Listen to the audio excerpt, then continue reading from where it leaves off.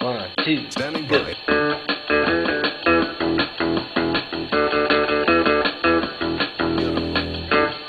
You know it. Here we go.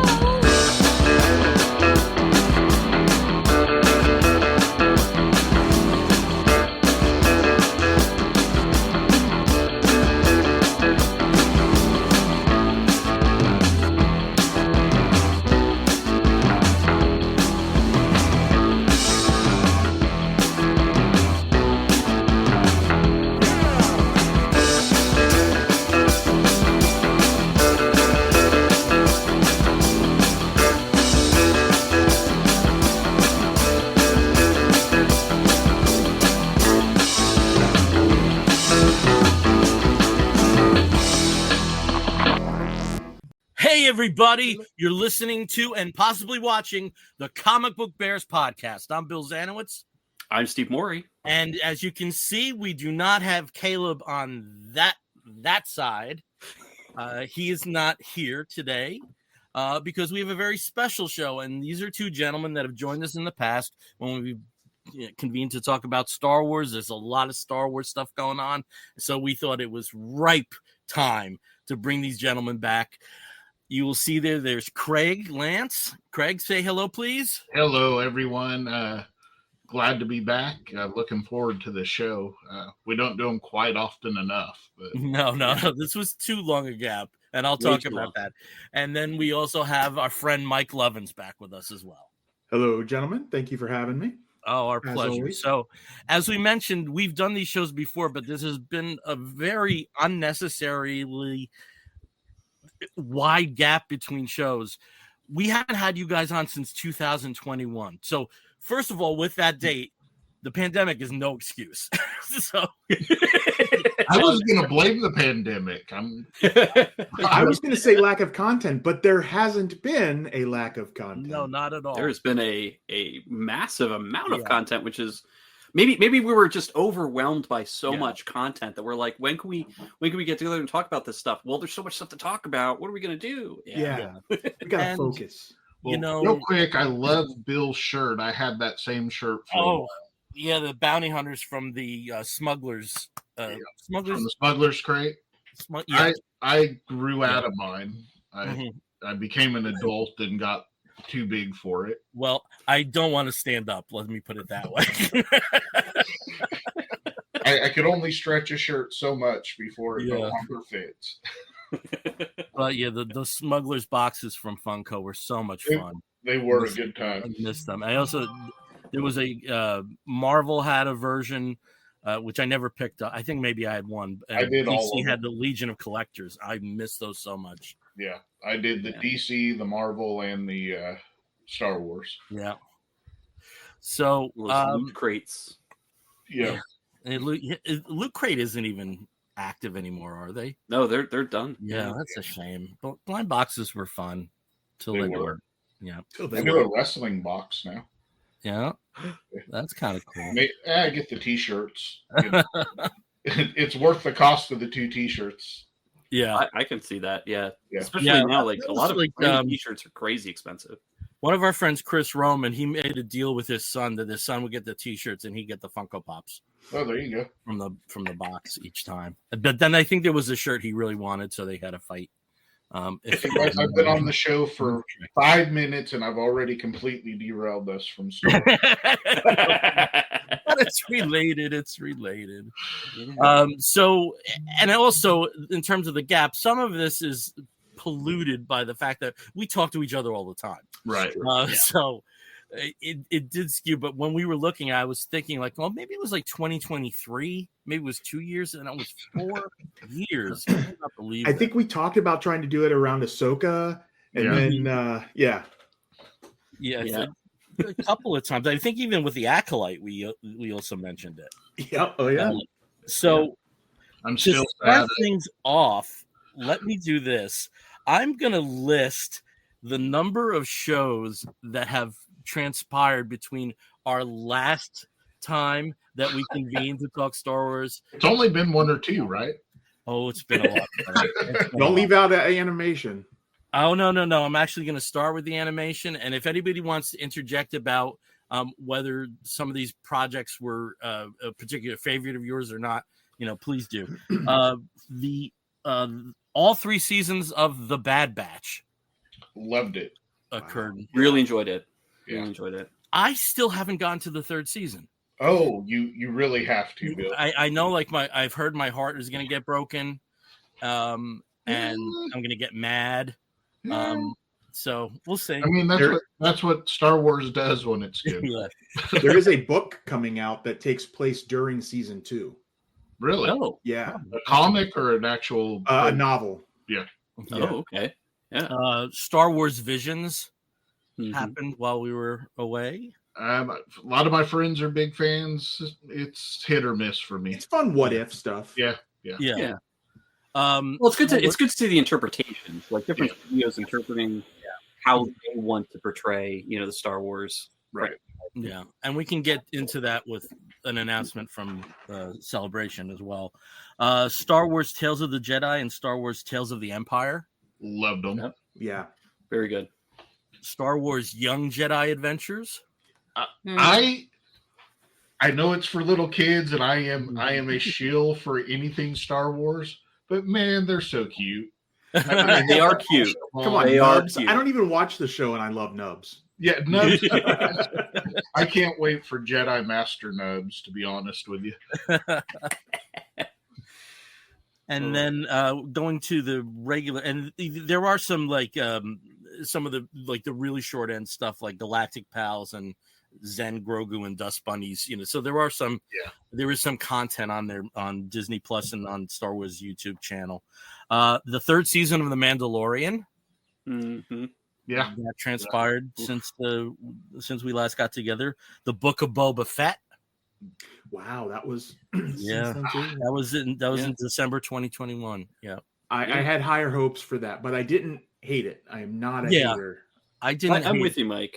I thought there were some sequences that went on too long, like his early there was too much of the Tusken Raider backstory. Have you guys ever seen the videos? There's a guy that does like made a movie out of Kenobi, and he made a movie out of Ahsoka, and edited down Book of Boba Fett and turned it into 2 movies, and all of the early stuff was its own movie, and then the later stuff was its own movie. And it's amazing, like just for the fun of it, it's really cool stuff. Like I'm not like, oh, that's how they should have done it, but Yeah. it's a fun novelty thing. Yeah. It's interesting. Before we joined on the call, before we actually started the video feed, we were talking about The Godfather and The Godfather Part 2. And when The Godfather and Godfather Part 2 first aired on television, that's what they did. They had it in sequence as The Godfather Saga. So, which is a really different kind of experience. I do love that cut of The Godfather where they play it all chronologically. Uh-huh. But Book of Boba Fett, I think the issue with that, in my opinion, I liked it, but I think the issue with it was the Boba Fett we wanted is actually Din Djarin. I think there's an argument to be made for that. They kind of wrote Din Djarin into being the Mandalorian, the Boba Fett that we all expected we were going to get. Well, because at the time they wanted to make a Boba Fett series, and they were like, no. Right. Yeah. Okay, and moving on, we mentioned before Obi-Wan Kenobi. Mm-hmm. That transpired. Loved it. The first season of Andor. The first season of Ahsoka. Which was not bad. And I think with Ahsoka, I think with Ahsoka, I didn't know what to expect, but I did not expect as much of a direct Rebel sequel as it was, and I love the fact that it was. I do too, but calling it Ahsoka is almost a misnomer there. Yeah, I mean, it's like Ahsoka and everybody. And the Rebel. Calling Andor anything other than the rebellion is also kind of, it's we get into that in a minute, but I can say that for my other half, Rob, Ahsoka was by far his favorite Star Wars thing ever, and it actually led him to like binge watching all 4 seasons of Rebels within like Nice. Oh wow. I've been trying to figure out how to get It's like Stephanie. main Stephanie watches a lot of the shows with me, and I've been trying to figure out how to introduce her into Ahsoka because of the fact that she hasn't watched any of the animated stuff. So Oh, yeah. Yeah. Hmm. And then we also have, this is from earlier last year, The Acolyte, the single season of that show. I'm still And heartbroken over that show. Yeah. Because it's not getting a second season, or Yeah, wasn't because what it you got wanted? canceled. Yeah. Okay. Yeah, I love the show. So Okay. Hmm. All right. that may not be a popular opinion, but I No. liked what they were trying to do with the show. Yeah. Yeah. And I like the characters, but I think that there were certain sequences I liked how I mean, that's ambitious anything. it Like, was. yeah, I think it needed I watched every another, episode. Yeah, and needed I liked. another run through editing. Yeah. Yeah. And I also liked, how so far apart this was in time and space to Mm-hmm. the other goings on. So I We're liked never its gonna find out ambition. who the little. I wasn't crazy about some of the end result. Well, we're not going to find out who the little green guy was that she went and talked to at the end of it. So Yeah. Or will we?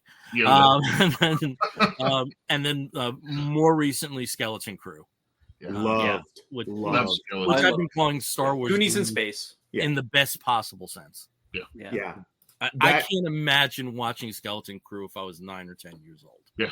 Oh yeah. Mind I think blowing. that like Yeah. if you were a kid and watching Skeleton Crew may have been like your first real Star Wars show. Mhm. I mean, you might have seen the movies here and there, but like if you sat down and watched that weekly, I mean that's going to be a good base for your Star Wars fandom, and like your lore and everything is going to come out of that. I think that would be an incredible first show Yeah. for Yeah. a young person. I agree. Yeah. You know, Bill, along with those series, there's also been 3 celebrations. 3? Yeah. Wow. Yeah. So Anaheim. 21, 23, and 25. Yeah, you're Where right. they announced like 80 movies, and we're finally and yeah, and there's one in production. But yeah, so I went to Anaheim, did not get to go to London, did not get to go to Japan, but it is coming back to LA in 27 for the 50th anniversary, so I will be there. Yeah, Oh. I've already started making plans. Yeah, I'm gonna have to make plans for that myself. Yeah, Do a little Meet start up. my little savings account just for that. yeah. Hey, it goals. Yeah. So, yeah, I think that has to. I mean, considering and if you watch the earlier shows, there's a generational spread here. I mean, Craig and I both saw Star Wars in its original run as kids. Yes. And the other two handsome gentlemen popped on at later points. For somebody who's been with it for 50 years, this is one you kind of have to go. I really think. Well, see, It's also kind of stunning. I was just looking on the wiki page of for Star Wars. I cannot call it A New Hope. I just can't do it. And the amount of people that have left us since that film was since it was made is like, it's staggering. It's really staggering. So I was going to say, I think there's still a bit of an age difference between Steve and I. So I'll be 50 I'm this year. 74. I don't know what you're talking Okay, perfect. So Empire Strikes Back, I may have said this before, I don't know, but Empire Strikes Back was the very first movie I ever saw in the theater Oh wow. in 1980. So that holds a special place in my heart. I was 5. So, as far as celebrations go, I had a chance to go to the first one. I lived in Denver. Oh, wow. And I had a chance. My ex-wife was not as supportive as, you would hope that a spouse would be regarding your nerddom. So I ended up not going, but that's one of those regrets that I've had for a while. yeah. What year was that? That the first? It was right before Phantom Menace came out. Oh, Yeah. so You like want to say, 97? I think 97, right before it came I out. think it was 97. So it was like right before because it was pretty much a promotion for the movie, but it was the first celebration. Well, 20-year anniversary, all that stuff. That's pretty cool. Yeah. Going back to it again. Yeah, I am, Mike. I'm a little bit younger than you as well. I did not see the first Star Wars, the first New Hope, until I was 8 years old, which was 1988. So, okay, that's fine. I thought you were going to say 90 something. I was no. But still, I was about 6 or 7 when I saw the first Star Wars, but I was 9. I was 9. But yeah, those were the Star Wars, the VHS, the old VHS tapes. I had those as well growing up. At least you saw it before it was a special edition. Yes, yeah. But I remember being super excited when the special editions were released. Yeah. I was too. And then of course you had the new prequels being released, and I'm one of those. I'm of that age where the prequels are not really all that great for me, except for Revenge of the Sith actually does have some amazing parts to it, which they've just re-released. I was just going to ask, did anybody go see that? I did. I think Mike, you did, yeah. I didn't. kids. I actually went and saw one terrible movie and one fun but dumb movie this weekend instead. I saw Minecraft and Until Dawn, so not Star Wars. But and Steve, I'm happy that you brought up the special editions, because out of all of the cinematic experiences I had, seeing the first special edition, that was the most rowdy audience I've ever been part of. Oh wow! Even more than any of the other prequels, or it was so much fun seeing that. The other two were good rowdy, Empire, not bad rowdy. Okay, but there was something about that particular audience on that night where it was just one of my favorite movie-going experiences ever. That's awesome. Yeah. Oh, those were that was, I think, the first time that I experienced the lines. Knowing what people who saw Star Wars Empire, back in the day, when it premiered, having to deal with all of those long lines waiting to get into the screenings. Well, that happened during the special editions too, and also with the prequels when they first started. I was there on the opening night screening with a buddy of mine. And I remember all of us, as soon as they moved the rope, we ran to get into the theater. And ran over, unfortunately, 2 girls. Leave her. She's too slow. She'll get trampled. That's all good. Just so excited to be in there. And then, of course, the applause when Lucasfilm, materializes on the screen. And it is kind of sad. I think one of the things that's come up pretty frequently over the past couple of years is we haven't had a Star Wars film for several years now, since The Rise of Skywalker. And of course, they promised, 3 years ago, they promised all these movies. Yeah. That we were Disney going to bought it. They promised a movie a year. Yeah, we were going to get a new trilogy. We were going to get a new Star Wars story, an adjacent story, kind of like Solo or Rogue One every year as well, in between. Yeah, that's how Kenobi started. The initial conception of Kenobi was as a standalone. Yeah, it's. I think one of the places where Lucasfilm has let down the fandom. I love the shows. I absolutely love having the content we're getting.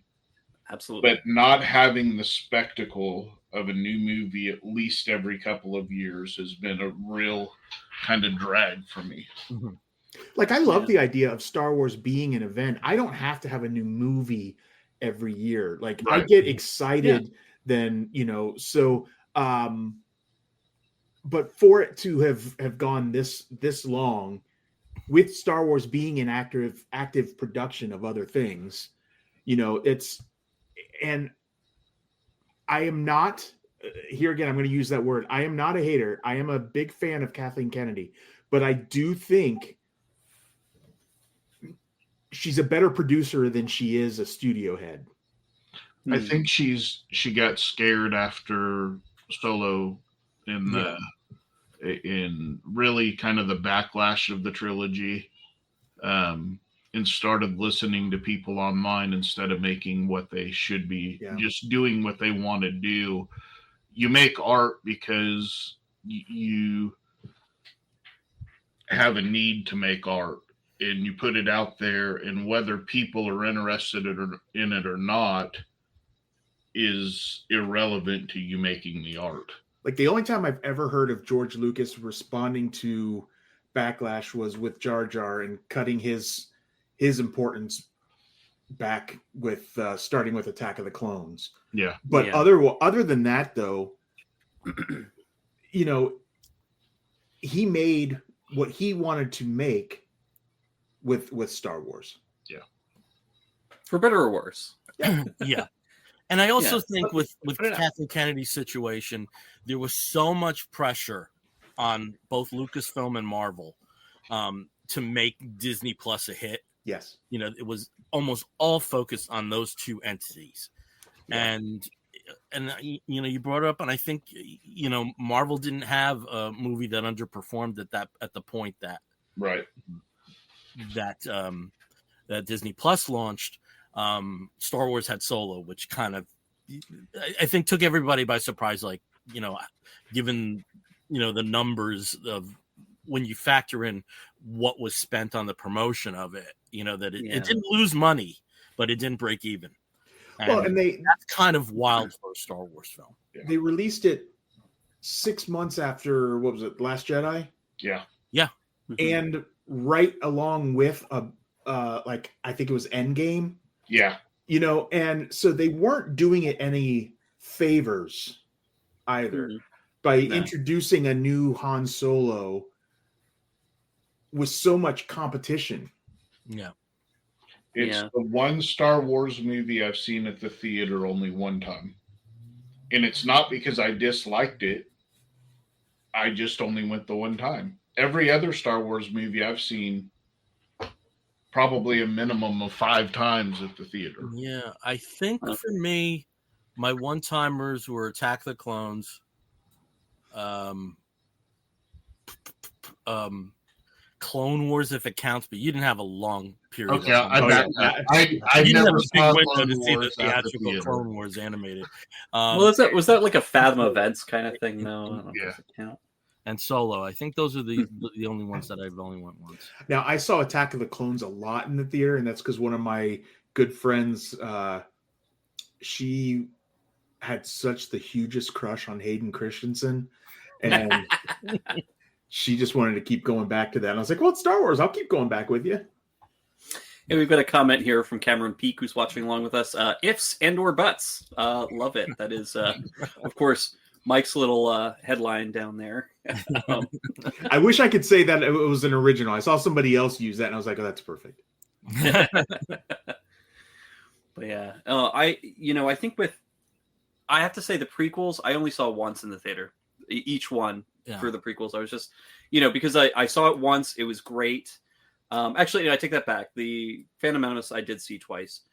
But, Attack of the Clones and Revenge of the Sith, I saw once, and that was enough for me because, of course, I knew I was getting the DVDs, I was getting, the Blu-rays, everything. I'd be getting that afterwards and be able to watch it over and over again at home. And that was, I think, a little bit different than when I went to see the special editions. When those were released, I saw them basically until they were out of the theater. Like, I just kept going back and rewatching the same movies that I had watched on VHS for years, but now with like new special effects and like some different editing choices and, again, better or worse. But the prequels, they didn't connect as much to me as a theater experience after the first time. Mm-hmm. But Rogue One, oh my God. Last Jedi, I think I saw twice in the theater. Rise of Skywalker, I saw at least 2 or 3 times. I think episode 7 I saw about 3 times in the theater. But Rogue One was one I kept going back. And I think that one, which is interesting that, of course, Andor comes out of that. Yeah. But I think that, to me, was probably my favorite Star Wars movie since the originals, since episodes 4, 5, 6. because it felt the most grounded out of all of them, but also had the highest stakes out of all of them, because it was a part of the Star Wars world that we hadn't really seen before. It was all the stuff that's implied in the background, but didn't involve the Skywalkers in any way, shape, or form. They turned the crawl into a movie, and it was brilliant. Yeah, like something that was literally like 2 sentences in A New Hope.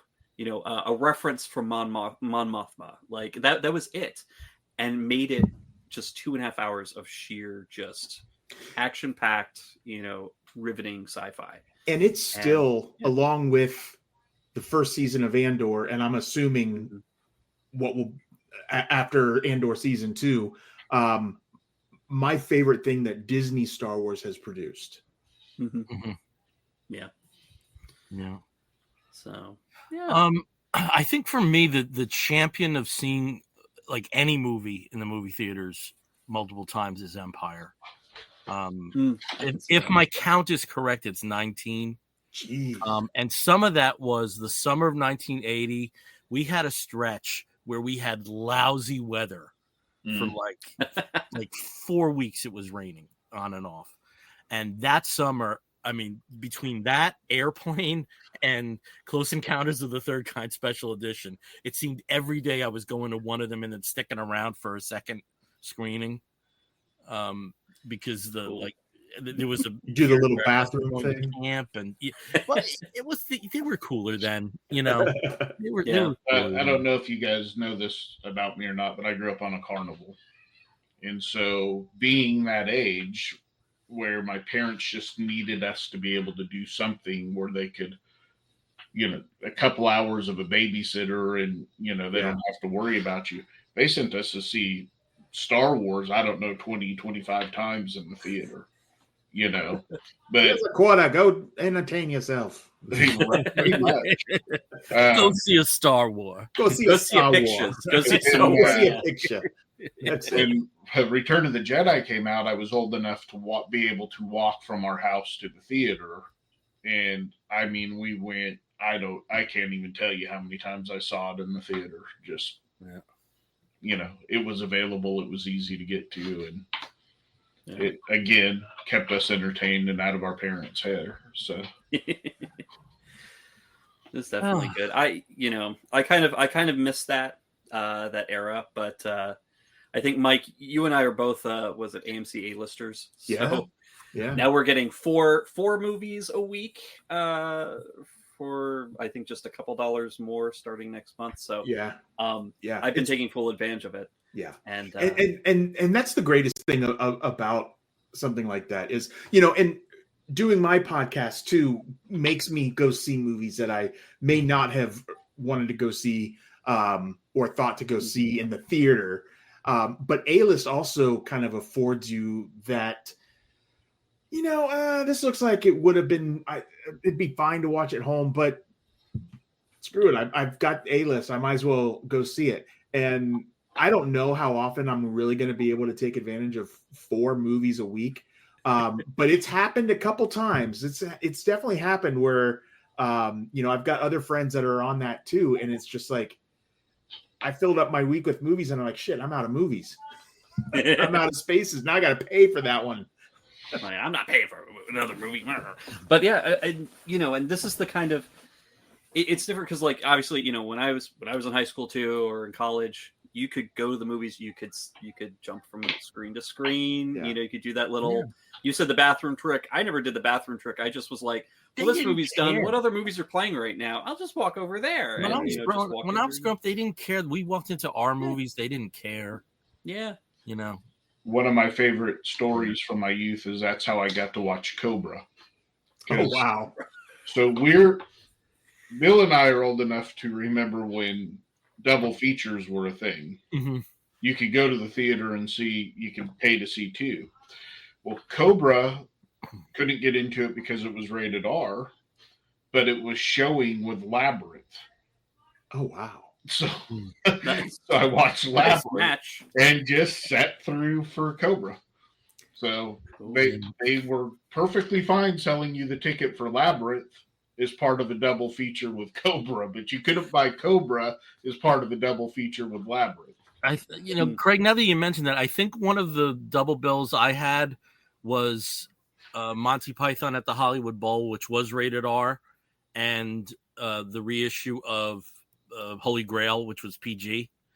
And I do think that we may have like gone first to the PG one. Yeah, it was a workaround for being able to see rated R movies back in the day. Also before PG-13, there were some movies that never would get R's today. Oh yeah. Never ever would get R's today. Yeah. I actually still remember the last time I did the buy one ticket, stick around for another movie. My ex-wife and I, of all things, did it. We went to see The Little Mermaid on a reissue of that, and then went in to see Anastasia. Animated double feature. Yeah, 2-for-1 animated deal.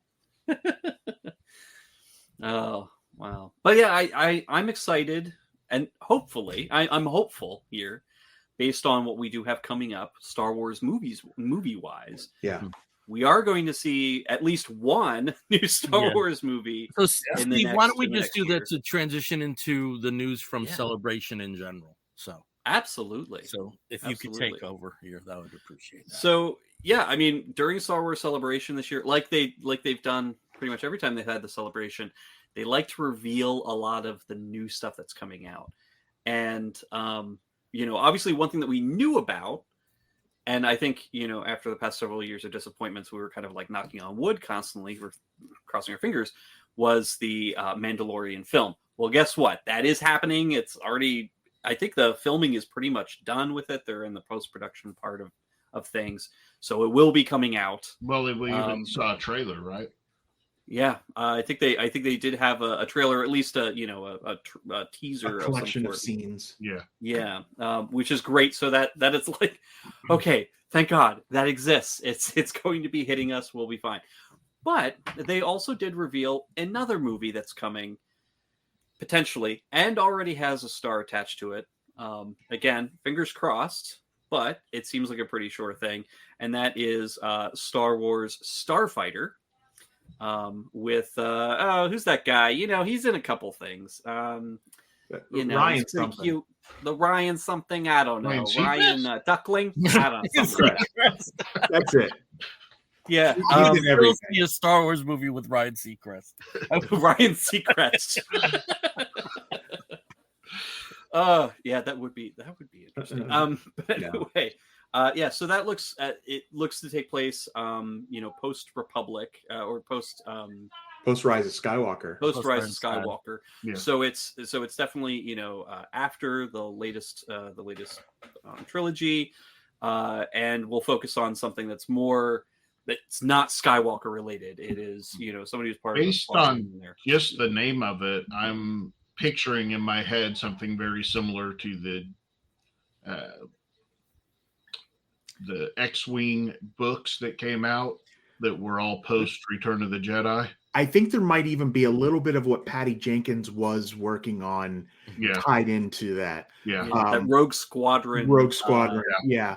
But what makes me have more faith in this is they had an elaborate announcement for Rogue Squadron, but they still hadn't done anything. And the script wasn't locked down.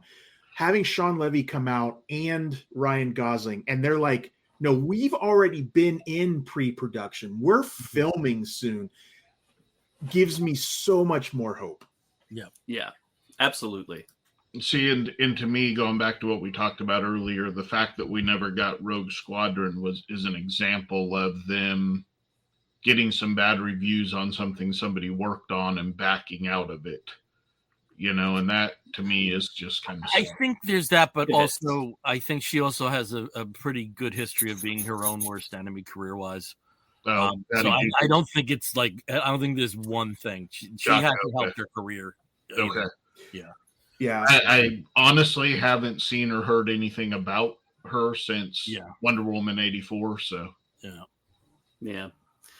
I think I would have loved that concept. I would have loved to have seen it, but again, people get cold feet, or the studio pivots and wants to focus on other things. Because of the past several years, all they've been really doing is TV.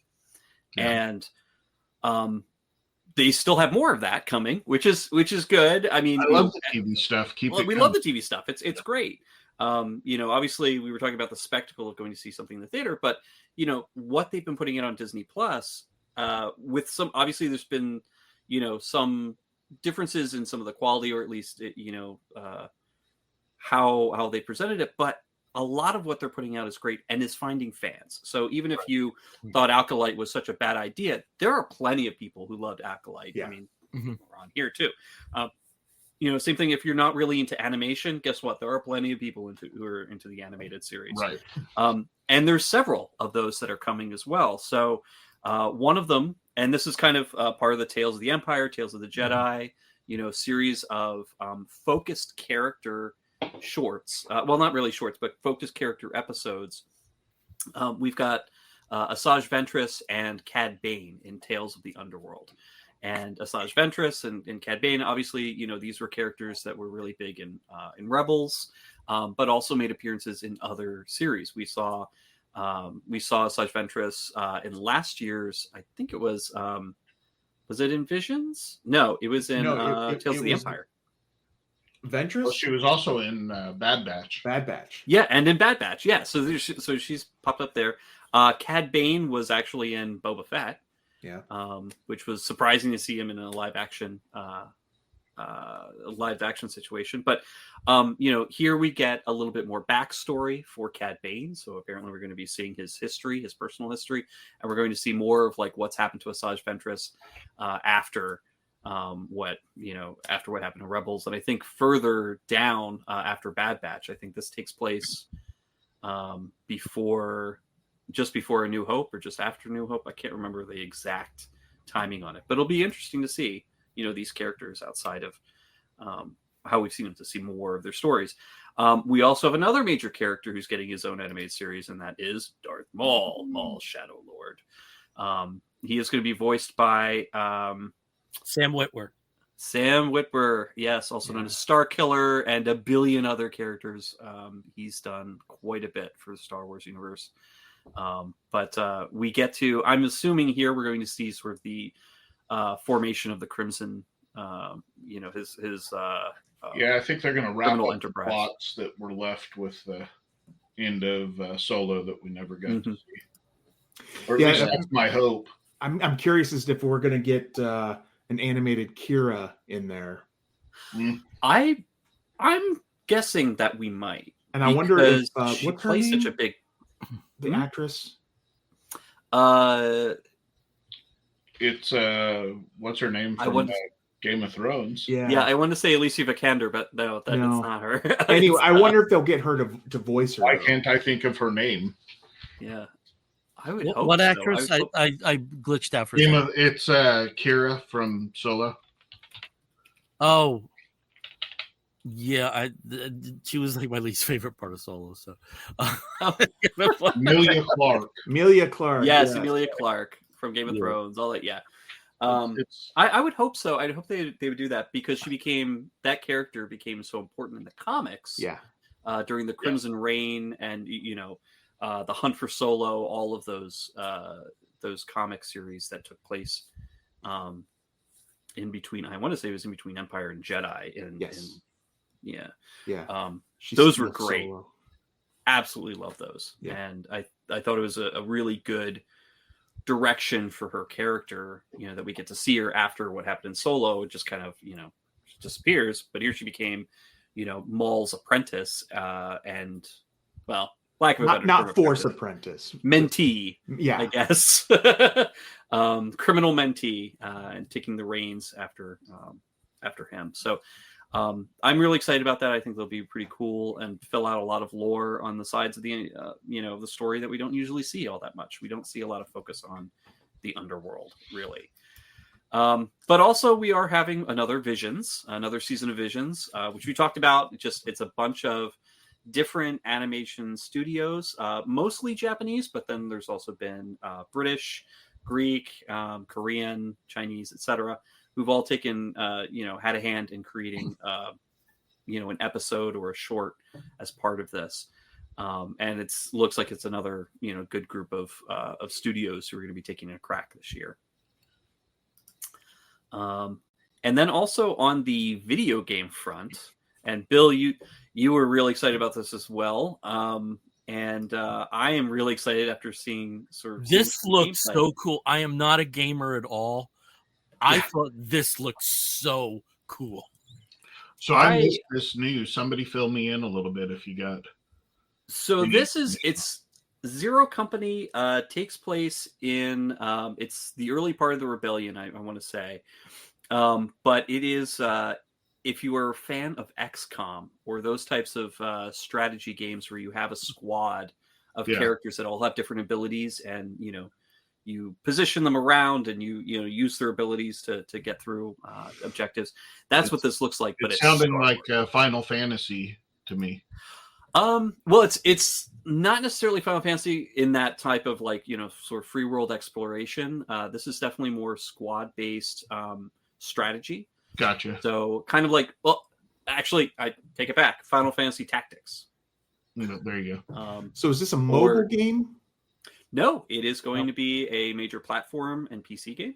So it will be available, I believe, for Xbox Series XS and PS5, PC, and I don't know if it's going to be on Switch too. I think they are going to be ported to that. But I'm looking forward to that. Yeah. And like I said, I'm not a gamer at all, but I have watched, seen compilations of everything that's canon.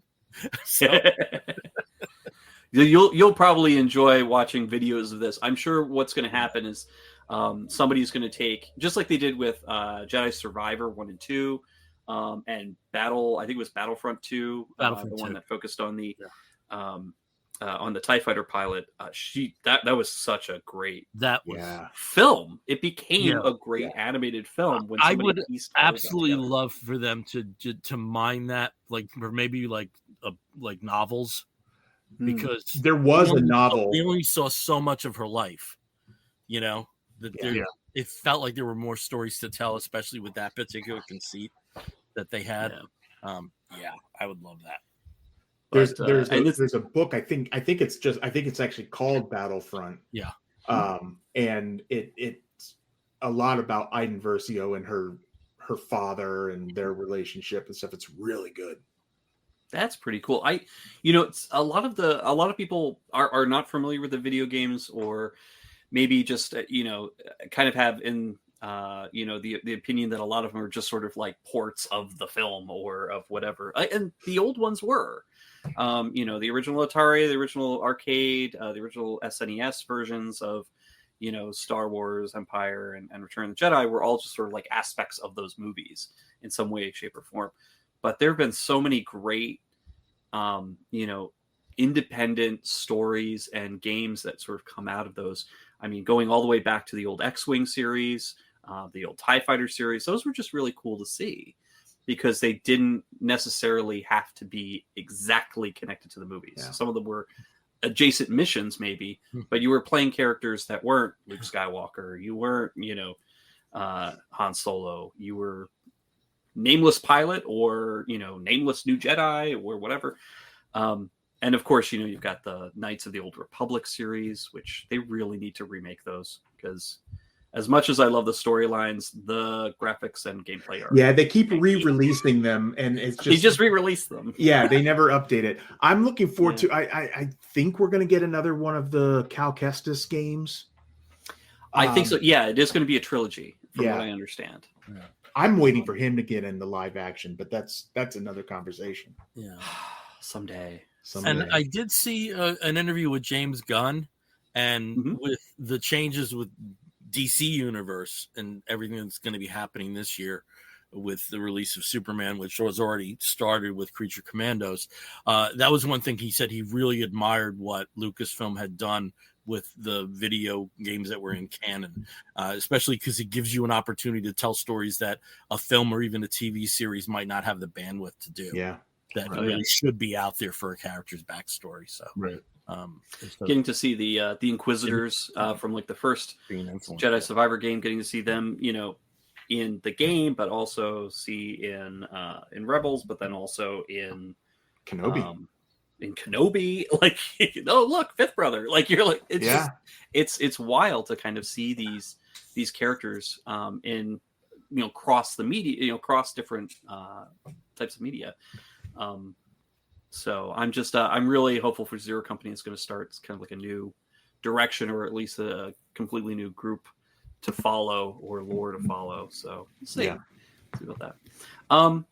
So those are like the main highlights, but I think there were a couple other things too. Did anybody, catch any other interesting things that popped up that was announced? Well, some of it was the audience reactions. Like when Sigourney Weaver came out and it was like an old friend, like you're finally joining us, Right. you've been in the alley across the way, come join us. And I do think that there's, I think a misconception that a lot of people have about fandom is that it's necessarily ghettoized, that you're a Star Wars fan, and that means you can't enjoy Planet of the Apes or Star Trek or weird, because I like all of those things. I don't like Planet of the Apes. Keep your I love Planet of the Apes, but I do think there is a rather strange alignment with Star Wars and Alien. I think because they originated with the same studio. And a friend of mine provided this, that with if you took classic rock, the Beatles are Star Wars, but Alien is the Rolling Stones. It's a little more grittier. It's a little it's a little more guttural. Tiger pants. And I think it's a decent analogy. Well, I think without Star Wars, you don't get Aliens, because up to that point, not the way you got it. No, absolutely. Up to that point, you didn't have dirty sci-fi. No, you didn't have everything was clean, everything was crisp and new, and that type of R-rated grittiness, I feel like was the next evolution in what George Lucas did. And what was next. Yeah, I absolutely will agree with that, Craig. I think Star Wars was responsible for the end product of Alien. Yeah. Like how it eventually came out. There may have been a version. You would have got Aliens, but it would have been a different look. Yeah. I mean, if Star Wars had grossed $4 million and was a one and done, who knows what history might be like at this point. Well, I don't think Ridley Scott would have been able to make the Alien that he wanted to make. He probably would have been like as cheap as every other, sci-fi. It would have been a B movie. Monster on a ship. Yep. Which there were plenty of in the 50s and 60s. Yep. And just in terms of, seeing, how the audience there embraced people like Hayden Christensen and Ahmed Best, who in the past have not had the greatest relationship with with fans. Let's put quotation marks. I really hope Kelly Marie Tran has her moment like that, down the road. I really do, because she is so wonderful. I just saw The Wedding Banquet, the new version of The Wedding Banquet that she starred in just the other week, and I loved seeing her in that, because she felt so emotionally, raw as an actress, and just wonderful. And I'm like, this is what she could have continued to bring to Star Wars if the fans weren't so awful. That's her? I thought it was Stephanie Sue. Not a warm reaction at Celebration. She was so good in that. But it is kind of frustrating that this period of time that of like the past maybe 15 years, that there was such a explosion of fans, but also a rise in just like the toxic side of fandom, because it was more available, it was more visible. Everybody could see it on Twitter, everybody could see it on Reddit, everybody could see it posted all over the place, and so it just I will say the availability of vitriol increased so much that it started affecting. Of the fandoms has increased as I've scaled my social media intake. Yeah. Directly proportionate to. I feel much better when I don't consume as much social media about the things. Well, it's unfortunate because, like, if you look at a crowd like Celebration, it's huge, and that's the people that are there represent the majority of Star Wars fans. Unfortunately, it's negativity and assholery that get clicks. Yeah. But you said that Kelly Marie Tran actually got a positive reaction when she was brought out. Is that what you said? No, I was just saying. With these expressions of love, that Gotcha. you saw at Celebration for people like Hayden Christensen and Ahmet Best. Gotcha. I just hope she has her celebration moment. Yeah. Like that. She will. Yeah. I'm certain she will. I hope so. It's okay. I believe it was George Lucas told her, give him 20 years, give him 20 years and you'll be as loved as anybody. Yeah. I hope John Boyega gets that too. Yeah. I feel like he's another one that see what is not weird. It's almost like they have a certain kind of people and demographic they go after. It's weird. Yeah. Yep. But yeah, I thought that like it was really great, and as with the previous celebrations, just like with this one, bringing out a lot of the the current stars, the current actors who are in shows that are coming up. It's just it's nice to get them to do the kind of press tour type thing, but in a room full of people who absolutely are just off, off the wall excited. Because like normally when you do a press tour for this kind of a junket for this kind of thing, it's like you and like just a line of reporters and bloggers and whatever who are just like next into the chair to ask you like the same questions over and over again. Yeah. Here you get yes, it's a little bit more control because you get the studio people like asking you the questions. The people in the studio is hired to ask you the questions, but you're surrounded by people who are so happy to see you, right? That I think it brings out a lot more joy from the actors, and probably social anxiety as well, but like a lot of joy, I think, and it's evident in just like how they interact with each other and how they're interacting on stage, and it's kind of like that. If you're on the stage in Hall H, or if you're at the front in Hall H, like you're having the time of your life, because everybody is there to just celebrate you and how much they love you. So like it's definitely a really cool thing to see, like those actors and the creators and the writers and the directors and everybody who gets sort of brought out to say like, hey, I made this thing and I love it, and I'm glad you're all here to also love it. Right. So but yeah. Well, so speaking of announcements at Celebration and people getting their due, Hayden Christensen was there and confirmed that he is going to be in Ahsoka season 2. Yeah. And there are heavy rumors that Ewan McGregor is going to be in it too. And part of that stems from him saying he wants to work with Hayden again, and he wants his chance to get into the Clone Wars armor. So, and he says he wants to play Obi-Wan again. So if you mash all that together, there's a flashback scene that's just, itching. Well, Natalie Portman's rumored as well. I did hear that as well. Yeah. So that would make a lot of sense. So. Yeah. And Rosario Dawson did say that we're actually really going to get Zeb this time. Oh, yeah. Good. Yeah, not just as like a, hey, I'm just having a drink in the bar. Hey, guys, how you doing? She also said like there's a lot of wars in this Star Wars Ahsoka. Yeah, that this is going to be a substantial part of it, and I'm very excited about Ahsoka. Just don't kill Hu Yang. I'll be really mad. Well, what's probably going to happen in like the last episode, or the second to last episode. I can't kill Doctor Who. 10,000 years and I die by a laser blast. Just like that. Those dang Sith. What do you guys think of what's his name? Rory. I'm forgetting. Rory Kinnear. Yeah. Oh, no. Rory. Is it Rory Kinnear? No, Rory Kinnear is like. Rory, I know, it's totally different. I think Rory, he passed away at like age 92 or something. Oh. Yeah, I know you're talking the Rory, replacement for Ray Winston. Yes, it's Rory whatever. I have a huge crush Rory on him. McGame I had a huge crush. Yes, I had a huge crush on him when I first saw him in the book group, which was a cute little comedy series on BBC years ago. And then also seeing him in Game of Thrones, even though he was horribly disfigured in that character. But I think he's great casting.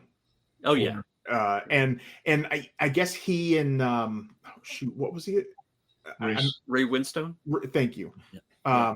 Like they were friends, so like that makes it special. Yeah. Plus, being able to they're keeping reprise the character and not like being like, well, the actor's dead. Well, he went off on his journey that we'll never see. Yeah, because they do that. Black Panther, and it's just like recast, keep the character alive. Yeah. It's funny because out of all the situations, that was kind of the most ideal one. If an actor died, that they didn't have to address them again because of where that character was at the end of the first season. But still, they felt there was more to tell. Yeah. So. Well, because it was a great character. I mean, that's the thing. Like, you have these great characters, and the people who play them are human, and things happen to us fragile humans. Balin Skoll's story was my favorite part of Ahsoka. Yeah. So, and where they were going with the Mortis gods and all that kind of stuff, like I can't wait for that. Yeah. I'm almost there with you. I thought that some of the developments with Ezra and I thought some of the post-Rebels developments were really interesting. Yeah. So I'm almost there with you. I agree with you. We just didn't get enough of Ezra, which I think that we're going to. Yeah. I'm getting the family back together was the. Yeah. Yeah, but they're separated again. Yeah, kind of. Yeah, but how long is it going to last? Like 2 episodes? Right. Yeah. Reunite and like, let's kick ass! Yay! They'll let another whale eat them, and they'll get back. Yeah. Here they come again. Let's get these whales. Yay, space whales. But yeah, I'm excited for Ahsoka season 2. I mean, like we had mentioned earlier, the Mandalorian is getting a instead of a 4th season, it's like basically a film, a continuation film. What was the next one? Wasn't there another? There was one more series that's also continuing. Oof. Okay, I'll think of it later. But it is definitely. I don't think there are any others. Yeah, I didn't see one unless you're thinking of animation. Yeah, probably animation. They have, but it's an exciting mix of stuff that's coming out, and this seems more doable and realistic than in previous years when they've sort of promised the moon and delivered a pebble. Nothing. Nothing. But I mean, they delivered great stuff, but it wasn't what they were promising. It was like, okay, we've got more movies, we've got all these other things, and it's and some of the planned movies, they're still kind of out there. Rian Johnson's trilogy, and Takiti, Taika. Yeah, I do believe with Rian Johnson, they're allowing time to pass to, kind of separate in time distance from The Last Jedi. Yeah. Plus, I also think because Knives Out, it was been such a huge surprise hit. Knives Out was amazing. So Glass Onion, I loved. I can't wait to be on its 3rd film. Yeah. So I think that took some of the juice out. I still don't think it's going to happen. I'm the pessimist on that one. The better chance of that than Adventures of the Galaxy Rangers or whatever the hell that was. Oh, well. Yeah. Well, I mean, if you think about it, the first, what was it? The distance between, Return of the Jedi and, oh gosh, what was in episode 7? What was my brain just skipped a beat. The Force Awakens? Force Awakens was 14 years. Yeah. So we're about. Well, What? between No. Return of the no, Jedi, Return of the Jedi, and the Phantom Menace, It was Phantom Menace. 14 years between Phantom Menace and Return. and then between Revenge the of the dark Sith. times. Yeah, Revenge of the Sith man, was like the what, dark 2003, and the then times when we should have bought the Kenner figure. 2005. Yeah. 2005, yeah, and then yeah, when did that come out? It was 2012. 12 or no, 2012 was when Disney bought it. I think. No, it was 2015. I think is when the Force Last Jedi was Awakens. 2015. They were. We just had the 10th 2 anniversary years of it. separate. So Yeah. it's 2015, correct. for 2015. Force Yeah. Awakens, 15, 2017, 17, Last 19. Jedi 2019 for Yeah, the Rise of Skywalker. Yeah. Yeah, It's crazy. It's already been 10 years since the Force Awakens. Yeah. It's crazy. Yeah. So maybe if we wait another like 3 years or so, we can get. I'm not getting any younger. They need to get back to making Star Wars. Yeah. It's work. It's also like, as you get older, Star Wars is going to outlive me, which Right. is very cool, but also like it's hard to Yeah. rectify. There is I a read part of me. comic books a lot, that these characters are going to go on without me, that I'll never see these adventures. There's a part of me that is sad that I will not live to see all of the Star Wars content ever made. Yeah. Very true. However, Very true. I am still hoping that at some point I can transfer my consciousness into a computer and live on that way. Just transfer it into a Plex server, and then you're good. I'm not sure I want to be in my Plex server. I know what is wrong there. Oh, man, having to watch Terrifier 1, 2, and 3 forever. No. But yeah, I mean, so at least one thing that we have that's currently going is Andor season 2, and I like how they're doing it this year. They're doing like basically mini movies by releasing blocks of episodes together. So episode 1 through 3 came out last week. This coming week is going to be 4, 5, 6, and then 7. Are 8, they 9. releasing 3 episodes at a time Yes. from here on out? Yeah. Oh, so essentially you're I seeing thought a it was 3-hour gonna be movie. one. Yeah, No. no, And each one is an arc, and there's a year that separates each arc. Rogue Yeah. One, Yeah, I mean, like this was 4 BBY, and then Yep. Yeah. 3, and then 2, and then Rogue One. Okay, I for some reason thought that we were getting these first 3 episodes, but then it was weekly after this point. No, Okay, Yeah, that's and one simply does not watch one episode of Andor when they're supposed to be watched. no. Just now I gotta. Yes. Oh man, maybe I could take a half day. Goodbye bedtime. Yeah. For the next couple. That's right. 3 episodes releasing weekly until May 13th. Okay. What I love that they did this time around is the critics were given the full season as a screener instead of just like the first couple episodes or whatever. And really that kind of, if you think about like a lot of these shows start strong and then kind of peter out. And so critics are often like reviewing the first couple episodes and they're fantastic. And, people watch and they're like, what the hell was that? But this time around, and it's like this time around, everyone who's reviewed it has seen the entire thing, and they're like the first 3 episodes were great. They're the worst episodes. Really? And so it only goes up from here. I'm so excited.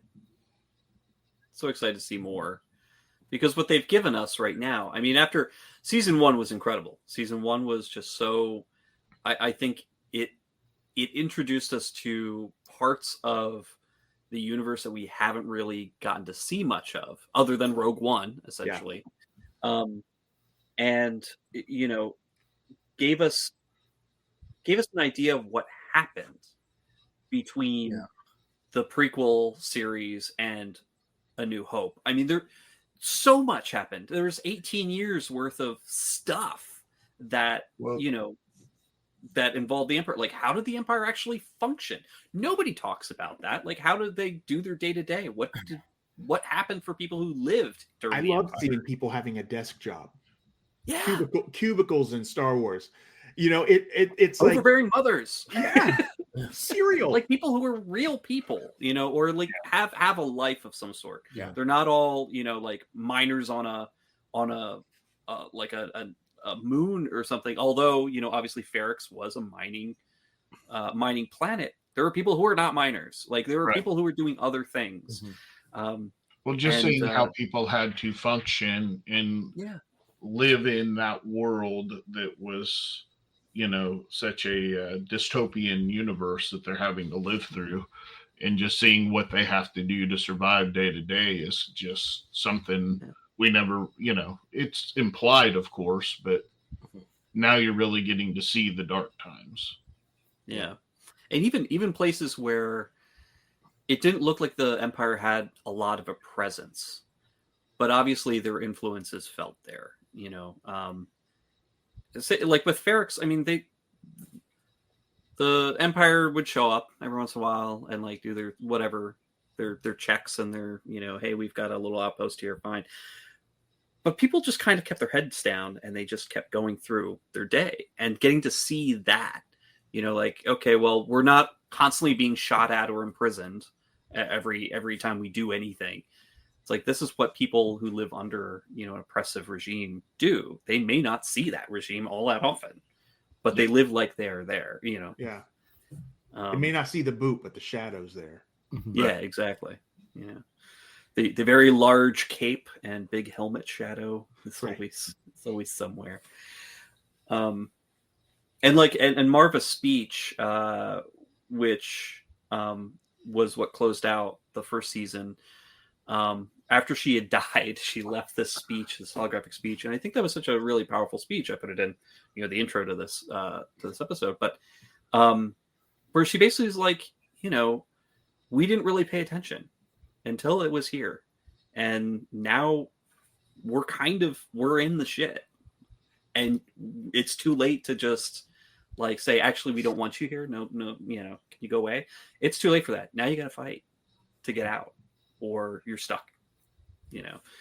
And that's kind of where we are with Andor season 2. We're seeing the fight. I love that fight, but it's not very organized. It's not, it's hard to see a silver lining where where we start this season. So I love that fight the Empire isn't what she actually said. You know about that? Star Wars had its first F-bomb, but they were like, now we can't use that. So they overdubbed her saying fight instead of flirt. Yeah, exactly. Flirt with the Empire. Flirt with the Empire. Bet your eyes at those bastards. But yeah, I mean, I think the meeting between Luthen and Saw Gerrera, I can never get his full name, Saw Gerrera from the first season, where Saw's just basically kind of, throwing it out there like, I don't trust any of these other rebels. Like, everybody should just kind of do my thing. And Luthen's like, all right, I'll just sacrifice these. You're all a mess. Which we see more of in this absolutely season. The Maya Pei Brigade, which gets a few mentions here and there in the first season, but here we get to see what kind of absolute nincompoops they are. Yeah. and that's kind of indicative of like where the rebellion is. It's not a rebellion. It's a bunch of a bunch of pockets a bunch of pockets, people who are just resisting in their own way. Well, I mean, because it's all leading to Rogue One, and that's when you finally get a cohesive rebellion. Yeah. You don't have a rebellion into Rogue One. You have pockets. Mm-hmm. You've got planets that are doing their thing. Yeah. But I thought, the first 3 episodes, this was a great introduction to the direction that they're going. Yeah, Steve, since you're so good at it, can you just encapsulize the plot of the 3 episodes? All right. So like just taking them all together, essentially, you have good old Cassian Andor decides that he is going to be the point person to steal a prototype TIE fighter. And he barely does. And he's supposed to take it to a a location where he's going to meet another pilot, and they're going to take this back, on Luthen's behalf. They're going to take that to another third party. When he lands, though, his pilot buddy has been unfortunately murdered. And in his place is another rebellion group who does not know who he is, who has no idea what's going on, and just see the TIE fighter and think, this is a guy he's clearly an Imperial spy or somebody. And for the next 3 episodes, they hold him captive and essentially shoot at each other and argue and just show how completely incompetent that they are. And this is the state of this group in the rebellion. They're a disaster. Making decisions by rock, paper, scissors. Oh God, yeah. That was like, it's a fight to the finish, and it's like rock, paper, scissors. But yeah, I mean, like this is kind of the state of affairs for the rebellion. You've got people who are making the plans, people like Luthen, people like Mon Mothma, who are then, having to deal with all these different groups who are just not, they're not competent. They're not necessarily cohesive. They don't really know what they're doing. And because they're all kept very separate, because nobody wants to have all the information, they don't know they don't know one another. They don't trust one another yet. Yeah. In the same time, you've also got Mon Mothma, where we are actually seeing the wedding that was planned from the last season, where she was getting funding to help the rebellion, essentially setting up a foundation, getting money in order to funnel it to different rebellious groups. She was cooking the books and needed somebody to fix them for her because the exactly on it for her. Yeah, and so she gets her childhood friend, played by Ben Miles. It's Tay Colma, is the character's name, and she's invited him obviously to the wedding. Everybody's at this wedding, and Tay takes her aside and just kind of says, like, "Hey, I've been having some other personal issues and some financial issues, and I just I think we need to to get more to get so and so more involved, like basically the father of the groom more involved in this foundation and get more input and say, well, unfortunately the father of the groom is also a bit of a criminal and isn't very trustworthy. He's just the bankroll. He's not somebody that Mon Mothma wants to bring into the inner circle and let him know what this money is for. So she's got to struggle with that, as well as, with the family dynamics with her daughter, who's just who hates her for putting together this wedding to marry her off. As we're seeing sort of like this traditional. Because I didn't get that, because I thought one of the most interesting struggles with Mon Mothma is that she's in essence a radical by her actions, and the daughter is fairly traditional. She is. I thought that was a very interesting dynamic. She is fairly traditional, and it is kind of like they do mention that it's sort of in fashion again to have this arranged marriage. Yeah. But the daughter, I think, has second thoughts and is basically feeling there's a scene where she's basically, this boy that I'm being forced to marry, he's a child. Like, this isn't what I pictured. This isn't what I wanted. And you're kind of responsible for it. Yeah. You're responsible. But then she fires back at Mon Mothma about, I wish you were drunk. Yeah. I wish you were just like your mom and just like, so I can forget about you and you're not important to me. And I think it's very hurtful again, Mon Mothma is still an extremely powerful person. She has a lot of political clout and a lot of money, but she feels very tenuous. Like, it's a very fragile position that she's in. And so she kind of has to keep up appearances, but she's got feelings. She's a human being. She's a person. She's a mom. And then also you have a more domestic look at the lives of Deidre and her now boyfriend, Cyril, who were the very emotionally unavailable people, Imperials from the first season. Deidre, who is part of the sort of Ministry of the Interior, kind of like spy network that's really behind the scenes and sort of understanding and manipulating the ISB, manipulating what's going on in the Empire. And Cyril, who works in sort of like the Ministry of Information. So he's done some stuff in his cubicle that's gotten him, much more elevated Haven't position. we all? Yeah, Yeah. Rob's name for her is Lady Tarkin. Lady Tarkin. She's very like stone faced. Yeah. And of course she's been brought in the opening salvo of what the Empire is planning to do on the planet Gorman. And because of that, we have an appearance from Krennic, who was a major force, the major villain in Rogue One. So he's making his appearance here and discussing the upcoming Gorman massacre that we have heard about. Yeah. In different novelizations in the past, but now we'll actually get to see. It's a very interesting setup. Things are being planned. Things are. I think dominoes are being set up. Should talk about where Bix and Brasso are. Yes. Yeah. And the final group are essentially the refugees from Ferrix. So Bix, Will, and Brasso. And the droid. Yep, and the droid B2 Emo, who I love and I wish we got more of, are on a planet that's basically it's a breadbasket planet. They're a farming agricultural community, and they are refugees. They're illegal immigrants because they do not have proper paperwork. In the most American inserted political events you could ever put into a Star Wars scene. Yeah, tell me, Tony Gilroy, what are your political views? And when did you start writing this? Because I know this this would finished filming sometime in the middle of last year. I mean, so you had written this years, a couple of years back, so you knew what was coming. Yeah. And the Imperials have decided to lock down that planet so that they can go farm to farm to just root out any illegal immigrants.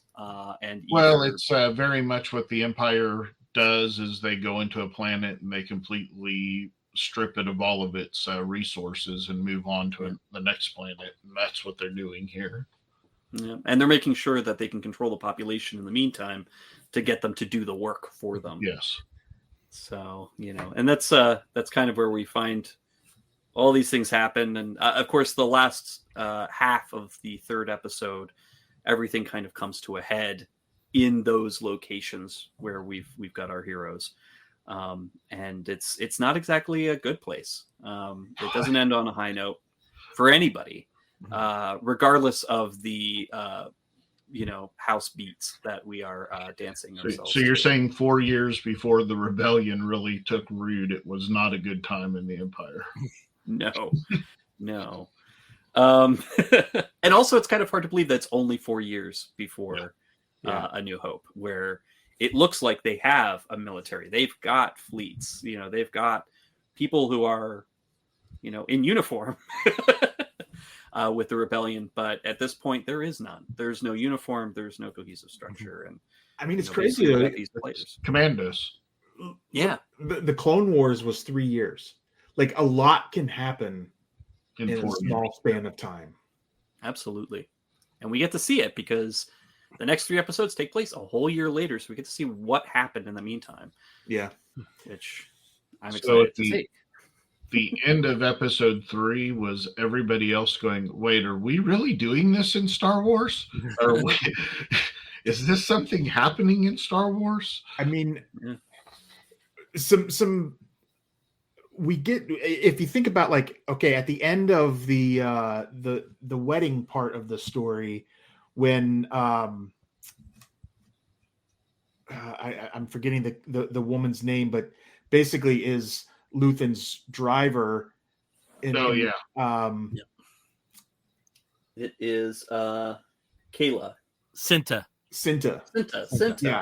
Yeah. Cinta's the driver. Yeah. Cinta.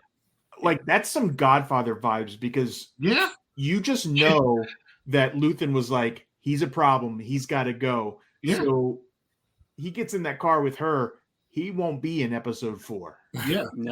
He's being Michael Corleone. He is. And the fact that you've got Mon Mothma knows basically what Luthen says. Mon Mothma's like, I'm never seeing my childhood friend. I'm never seeing him again. He's gone. Yeah. Well, and what did she say to him? I don't understand what you're saying. And he said, how nice for you, or something like that. Yeah. Yeah. And it was like in that moment, you knew the decision was made.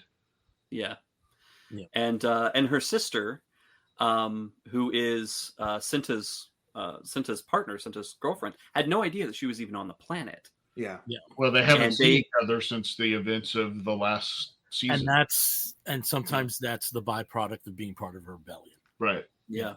Being so far undercover and being spies, just not really being able to know what the other one is doing. But when they lock those eyes as she gets in the car, now she knows what Cinta's up to and what she's going to be doing. They'll know. She knows that is, she absolutely knows what's going on. And just like you see her later just kind of cowered in a corner and just like she's heartbroken, but also just like knows that this is what's happening. Yeah. This is their life. This is what they have to do. Yeah. I also enjoyed that in the meantime, this is just as a side, but like since Andor season 1, the actress who plays Cinta, who is Varada Sethu, is now Miss Belinda Chandra, who is the Doctor's companion from Doctor Who. Oh. Okay, I didn't know that. I'm behind on my. Not a Whovian. Yeah, no. Oh well, for I anybody love who is, Doctor Who, but I'm behind. I get like moments of being excited during the Christmas shows where there's a transition, and then I'm behind 1.5 doctors at this point. Yeah. It might even be more than that if somebody's explained to you how many doctors that have been in the show that aren't in the show that have been. Yeah, there's more. Yeah. So that, and man,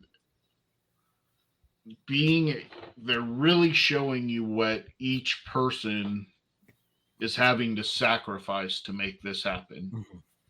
Mm-hmm. You just talked about their relationship being sacrificed because they don't know when one's coming and when's going, and they don't get to see each other. Then you've got Bix, who is just everywhere she goes. It seems like there's somebody that's just going to abuse her in some way. I couldn't believe we got the word rape. In Star Wars. And that was specifically what I was talking about when I was watching. Are they really going here in a Star Wars show? Yeah.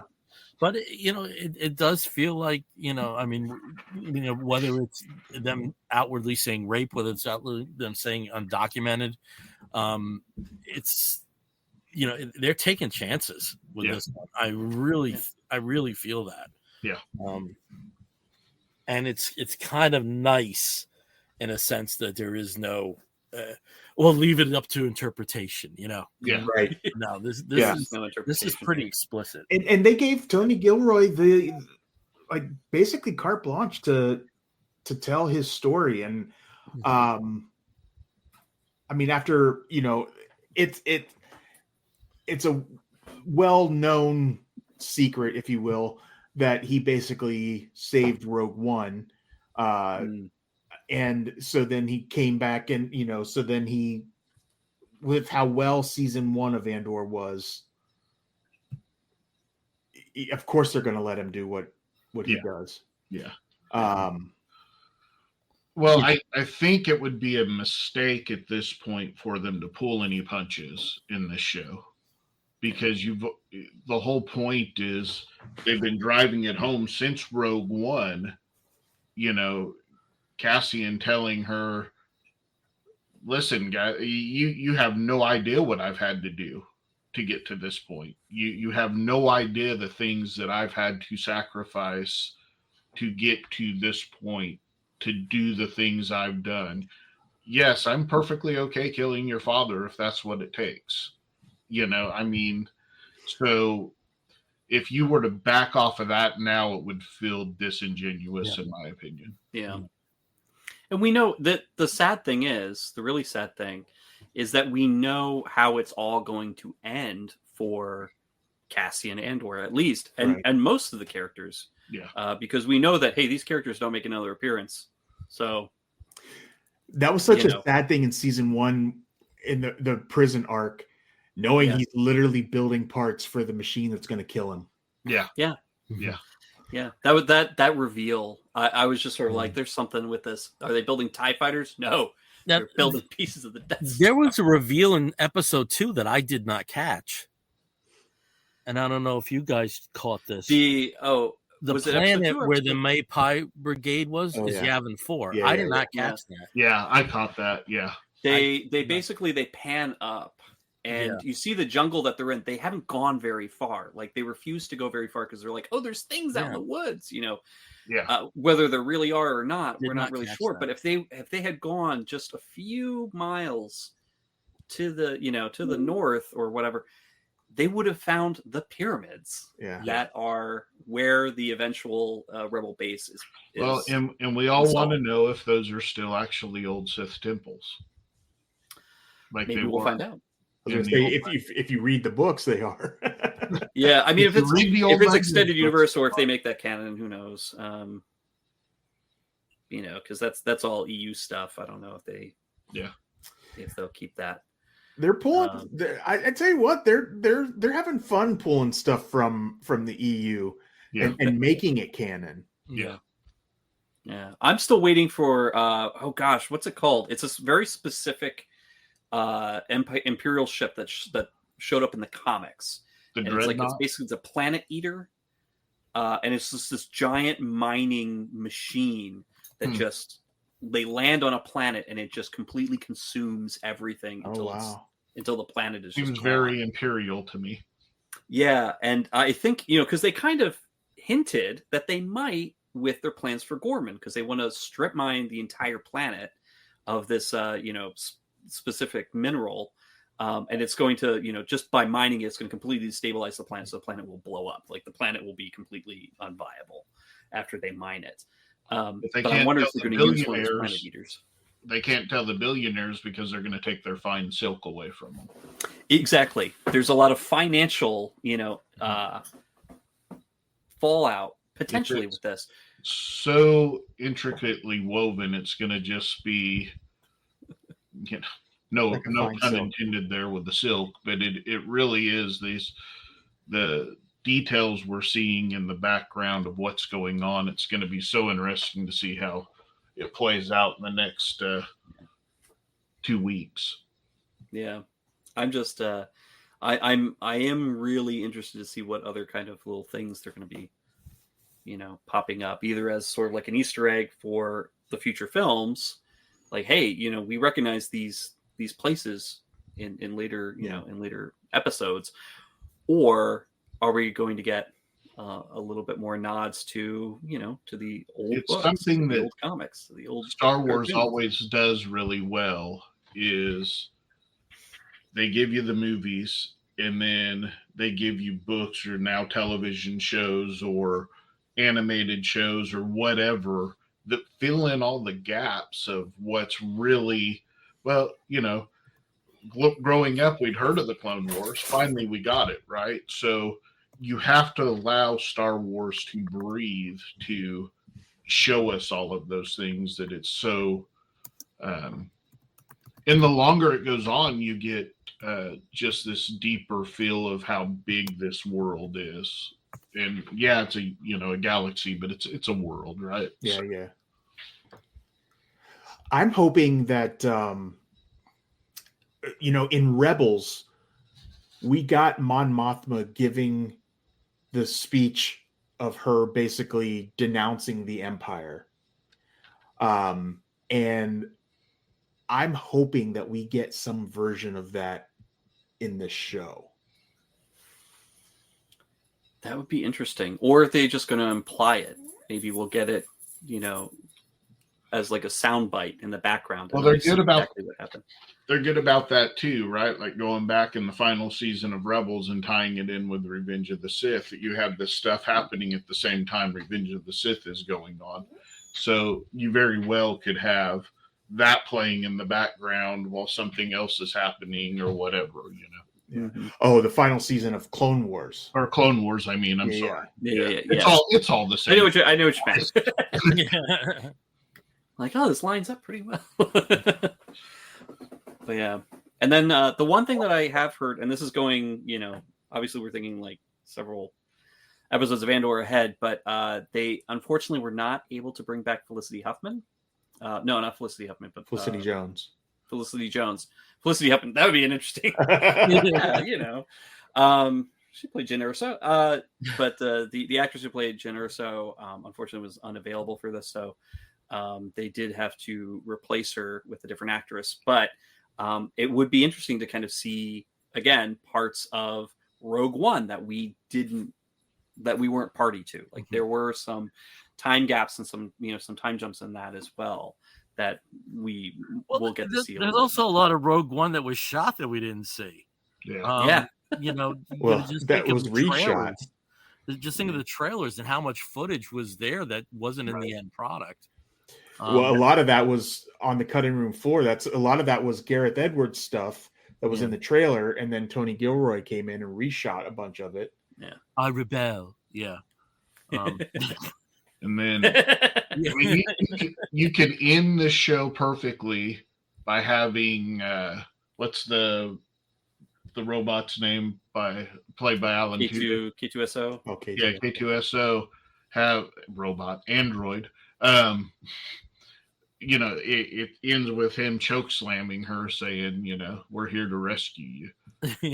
I mean, it absolutely could. That could be, how they end either an episode or the series. I was going to say, I think I heard that it basically ends with Cassian heading to the Rings of Kafrene, where he meets up with that, and that's perfect. That information guy.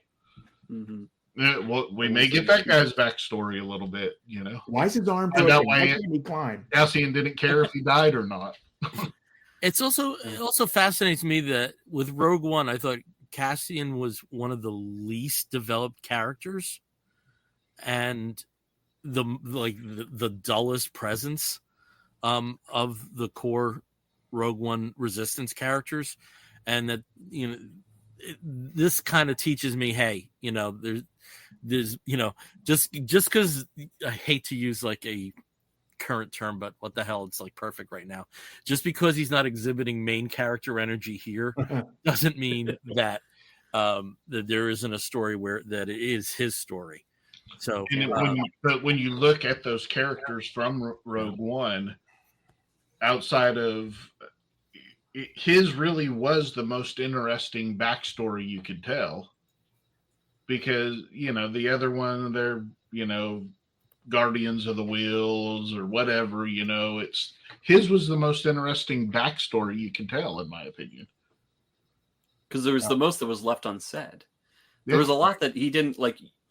I've done things, basically was kind of a lot of the exposition that he gave, which I do appreciate. And I agree with Bill. Like, he did seem like he wasn't as fleshed out, right? But because to flesh all that out would have taken another 30 minutes of exposition, that we didn't really need. Well, as we're finding out, 3 movies worth of. Yeah, exactly. 4 movies. Well, yeah. Not only 3 movies, I from the previous, was it 12 episodes? Yeah, from so season probably 1, 2 to 3 movies there, so 6 movies. Yeah.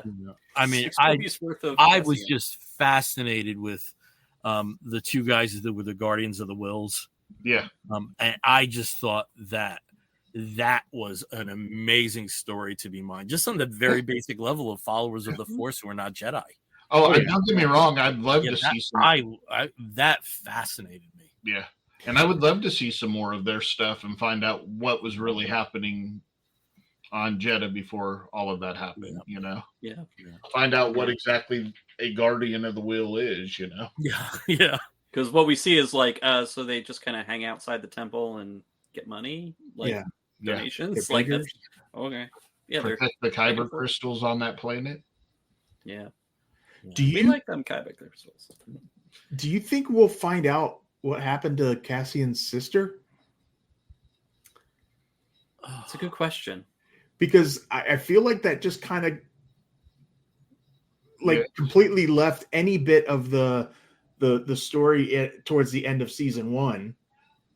And just in terms of age-wise, wouldn't it suck if it turns out that she's Dedra? there's some theory that it's Clea, the assistant for Luthen. For Luthen. Okay. That would be because Clea is an interesting character for me. Because when I first saw her, I was like, is this somebody they're trying to pull off as a young Leia? Like, I don't really understand because of the interesting hair that she always has. She kind of looks like a young Leia, and her name's Clea. Leia. And she does things with her hair, kind of, Yeah. But this is someone who is kind of like she's the glue that holds all of the disparate rebel forces together. Yeah. And She's strikes the one me who's as somebody who communicating knows with where everybody. all the bodies are buried. She does. Yeah. And every time that they have her alone in a scene, like there's a scene in I think it's episode 2 where she flies back to Coruscant and has to go into the store alone and like reactivate the thing. And I'm like, I was on the edge of my seat in that whole 3-minute scene. I'm like, she's gonna plug in and there's gonna be like an Imperial trooper right behind her and like just all that. But no, but it's just that's how riveting she is as a relatively minor character in the show. She has such an importance, and the actress is just magnetic enough that you're just sort of like, what's going to happen? What's she going to do? What's going to happen to her? Like, it's cool. I really love seeing. Well, it also these just characters. shows you how well the story is written. The show is written very, very well. There's not a lot of fat here. There's not a lot of like extras that are just fluffy, whatever. It's except I do want to know the backstory of the one alien that is dancing at the wedding with sunglasses on and a bald head. I Maybe want that's his backstory. Maybe that's Alan Tudyk. Maybe that was Alan Tudyk's cameo. Listen, if this were the 90s, there'd be an action figure of that character. Oh, Even the 80s, there'd be an action figure of that character with some weird name. Yeah. He'd show up as a segment in the next holiday special. Yeah.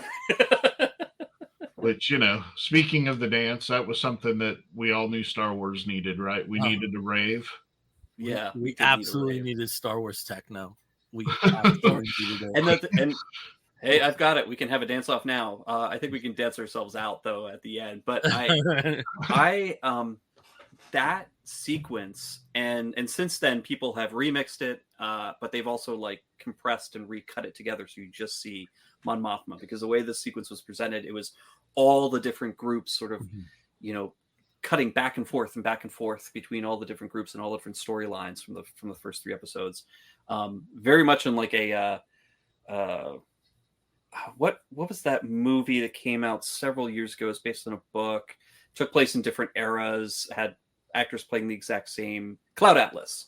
There's a part in Cloud Atlas where the music sort of swells and hits its like climax, and it cuts back to all the different scenes rapidly and gets faster and faster. And that's kind of how this last episode felt, the way that it was cut. You have like this dance, like this hardcore dance rave music in the background while all these other things are happening at the same time, and just kind of tying it all together. But Mon Mothma in this, just sort of losing herself into the dancing and everything. Genevieve O'Reilly, she's been doing an amazing job. Oh, she's there's so much that is reliant upon her to propel the story during the wedding. Like so much of it is her reaction upon expressions. Luthen. Yeah. Because like with Luthen, it's almost like the kind of thing like when you're on the subway and you see the cops, you're happy you're there, but why the fuck are they there? Yeah. So like the building tension between that bit and everything that was going with Coma. I mean, like so much of that was in her reactions, right, and her muted reactions. That I am so impressed with her as an actress. And it's amazing that she played Mon Mothma in a scene in Revenge of the Sith that was cut. And 20 years later, or 15 at the time that they started, she gets to be brought back and play that role. And that's just what actress or actor gets to say something like that? Like, I played a character, the scene got cut. They brought me back 15 years later. Right. Yeah. And not only that, now I have a starring role in a TV series based on that same movie. So, I mean, if we talk about them driving off Tay in the Michael Corleone moment, Mon Mothma's having the Michael Corleones baptizing, being the godfather to his nephew at that time. She's doing the same sort of thing where she's just, I'm going to get drunk and pretend it's not going on, even though I know that it's been ordered and it's happening. She's doing very normal things, celebrating her daughter's wedding, but she's going to get completely drunk and dance at this rave for an hour. Completely lose herself. Like nothing exists outside of this. I have to. I think we've all been at that point in life at various times where we're like, if we actually sit back and reflect on something, it's not good, and right. It's best to just lose yourself in a particular situation. Yeah, I'm gonna let this thing that I know is happening, that I have really no control of at this point. I set it in motion, whether intentionally or unintentionally. I'm here. I may as well, get drunk and enjoy my daughter's wedding. Yeah. Also fulfilling her daughter's request that she be more like her grandmother and get drunk at her wedding. So this is just sort of a side note, but it kind of goes back to the complete non sequitur. But talking about the wedding, talking about Chandrila, the wedding gift that Luthen presents is a statue, sort of like of one of the gods or whatever. It was stolen 20,000 years ago from the temple, and they've recovered 9 out of the 20 or 11 out of the 20 or something like that. And I'm like, 20,000 years in this timeline, 20,000 years prior, some other alien race or some other empire or whatever stole all these really pretty statues, scattered them across the galaxy, and they're slowly making their way back 20,000 years later. But it's Star Wars. We will get a comic book later that shows how that happened. We're going to see what happened 20,000 years ago. But it's just the mind-boggling sort of time frames that we're looking at. Yeah. The whole Skywalker saga really only encompasses 50 years, 40 years, and here's Chandrila, who's one of the central worlds. Well, 80 years if we go through, Last Jedi, because Luke, 60-ish. What we've seen. Yeah. So here's a question. The movie that like the Dawn of the Jedi kind of movie they're talking about is going to take place 25,000 years in the past. I wonder if there's anything, if there's any plans for part of that movie being taken place on Chandrila. Oh, probably. If they're not going to just throw this thing out and then say, oh, by the way, we also have plans of doing a movie that's we're based playing on in that time period. frame. Something's going to refer back to it. Everything's a potential Easter egg for something else. I wonder if many Bothans lost their life recovering that statue. Did they even know what Bothans were back then? I mean, who knows? Will we ever see a freaking Bothan? Somebody had mentioned this before, because I think they had Bothans in one of the comic books years ago, didn't they? Yeah, I think so. They were kind of dull looking. They were like little hairy dudes. Yeah, they kind of look doggish. Yeah. Yeah. Bipedal, dog, furry. Yeah. There's a book called The Truce at Baccarat that Bothans were heavily use. So there's a bobbin on the cover of that book. But speaking of books, so there was a book that just came out recently called Mask of Fear, Reign of the Empire. And it takes place literally like 6 months after Revenge of the Sith. Oh, wow. And it's kind of broken up, and it focuses on Mon Mothma, Bail Organa, and Saw Gerrera, and what kind of things they're doing with getting the ball rolling on having conversations and stuff like that. But it's still very, very, very new. You know, they're still very much in the Senate, but Saw is, you know, an outsider. But it's a very good book. I listen to it because Star Wars audiobooks rule. Oh, I'm sure. Do they have like they have the same like the background music and the sound production? That's just sort of like and the guy who reads them he does such a great job with the voices. Yeah, they do a fantastic job with producing those books in audio form. Cool. That's really good. I actually have not read any Star Wars books for a long time. I think we talked about this back in 2021 because we talked about you know, what books had been coming out that had you know, focused on the High Republic. Yeah, because that was the big thing that was coming out for the comics, and I was following the comics. But I think Craig and Mike, I think you both have been reading a couple of the High Republic novels that had come out at that time. I kind of fell off. Same. It's a lot of material to take in. Not that it's not a lot of good stuff, but sometimes you have to focus your attentions on where you can.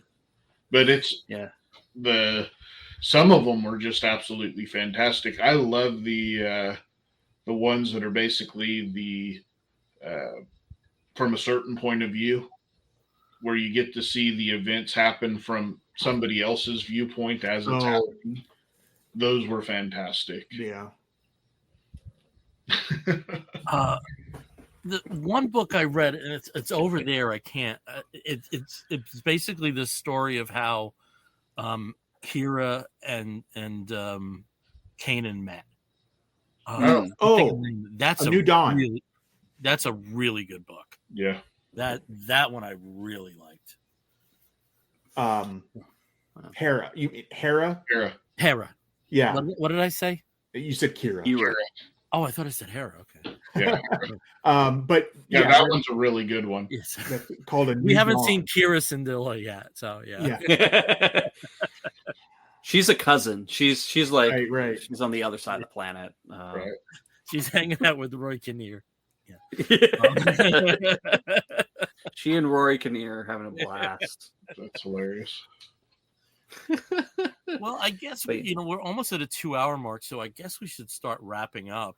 Now, on our show, we normally have something we call the Woofs of the Week, and also something we have called Geek Gets, where we either, we show off things that we recently got. I do have a Star Wars item that I recently got that I do want to present. So if you gentlemen would like to share something, I can kind of get that ball rolling. Don't be under any obligation, but in terms of a Geek Get, this is, when they did refashion things where there was a very definitive break between canon and legends, some of the all ages stuff have been like kind of like a Wild West of like just incorporating areas from both. And one of those, the Star Wars Adventure comic series was one that just didn't care where it was taking stuff from. So because of that, through Hasbro, I did get an action figure from Star Wars Adventures. So yeah, we got Bucky O'Hare. Rabbit. We got Jackson. Nice. Yeah. Yeah. So that was one Star Wars thing I recently got. Nice. Yeah. Jackson is going to be showing up in animation soon. Yeah. Is he going to be in Visions? Was that? I can't remember which. No, it's one of the new like Lego like mixed up world kind of thing. Oh, cool. That's the other thing. That was the one thing that I totally forgot. Let's rewind. Let's go back and just start over. There will be another Star Wars Lego mix up what if kind of film that's coming out later this I kind year. of love those movies, if I'm honest. Oh, I love it. I could watch the Lego Emperor Palpatine all day. Oh, right. I could watch him all day. The Ahsoka is going to be like those big like blockhead like Lego things that you build, and it's going to have like the Chewbacca that you build, and it looks amazing. Yeah, that's so cool. But yeah, that was the one thing we forgot, the Lego Star Wars, which is in its own right, an amazing sort of sub-universe of Star Wars stuff, where it's canon-ish, but also crazy and wild. But also whatever they want. Yeah. So, Steve, do you have anything that's like either Geek Get or Wolf of the Week, whether it's Star Wars related or not? Well, I do have a Wolf of the Week, and that is a film that I just saw, and that was Sinners, which is absolutely excellent, Mike. Yeah. I loved it. It had great music to it. Ryan Coogler directing, and the cast. Michael B. Jordan, getting to see Michael B. Jordan in anything, plus seeing two of them. Woof. Really great. But also, they're just the entire cast was amazing. They sung. Haley Steinfeld actually recorded a song specifically for the soundtrack. She didn't get a lot of singing time in this, but some of the other actors did get to sing their own parts, and the music is, if you like old blues, it is gorgeous. I was looking for a good vampire movie. Oh, so good. Scratch the itch. They're releasing both the score and the music on two separate vinyl soundtracks, and I can't wait to get those. That's gonna be a good get. Yeah, it's gonna be a good get. Well, but that's that. I'm also playing way too many video games, so like Claire Obscure, Expedition 33. Whoa, play it. Go play it. Play it in English or play it in French. It's amazing. Okay. Well, over to Craig. Craig, do you have anything you want to? Yeah, so I was at a metaphysical convention a couple weeks back, and they had a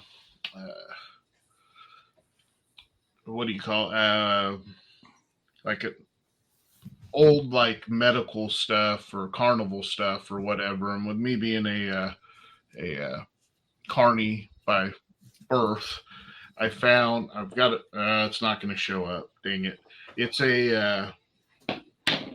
in the other room, or I would grab it. But it's a old carnival game piece where you throw the beanbag through the clown's mask and through the clown's mouth. Really a great piece. I'll get it and post it in the comments or something so that people can see. Oh, cool. That's neat. Sorry, I was hoping it would show up on my phone since I didn't have it in here with me, but no such luck. It looks like Mike's going to get something. Yeah. I had something within reach that's worth showing. Yeah. Well, go ahead, sir. Okay, so a few weeks ago, my podcast co-host was like, "I've got something for you."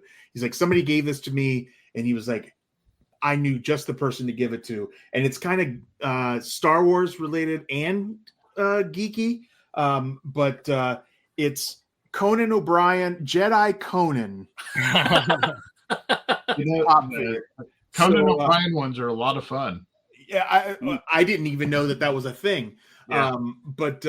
So I was very excited to become the owner of that. There you go. Very nice. Is that an Atari 2600 behind you, Bill? Well, it is a.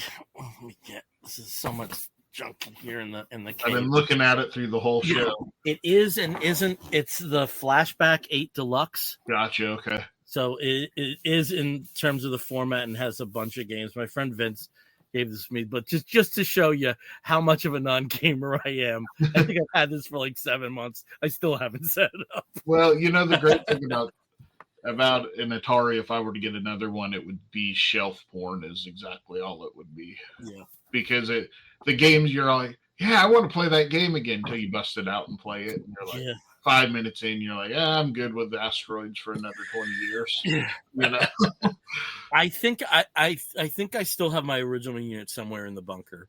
I don't think I ever threw that out. I made a deal with a friend of mine that if he could beat the Raiders of the Lost Ark game on that because younger guy, if he could beat it without using the internet, I would buy him a PlayStation 5.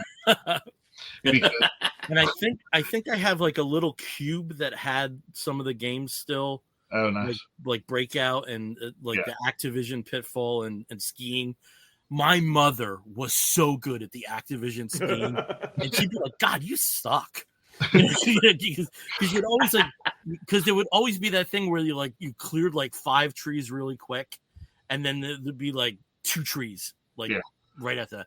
And I was always I always Sonny Bono the trees. I mean, and my mother was, because she would play the video games before she got to, because she used to get up really early, right? And to relax, she'd play some of the games before she went off to work, and particularly the Activision skiing, and what was the other one that she was amazing at? Tempest. Tempest. She was really good. Oh, yeah. I was pretty good at Tempest, but that was, it's like she would be. She died in 1984. She would be like amazed at like where things are. Right. She would be. Oh God, she would. And she didn't like arcades. She didn't like the arcade games. She just wanted consoles. But the home thing.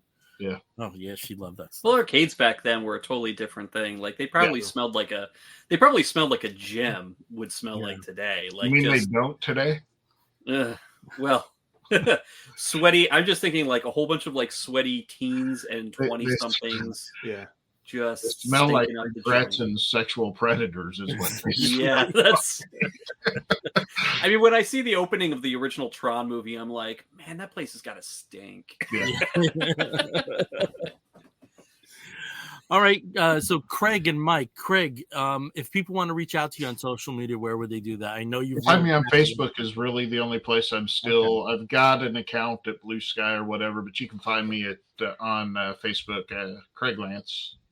Okay, and Mike, between your band and your podcast, Real Game Movie, so where would people go to connect with you?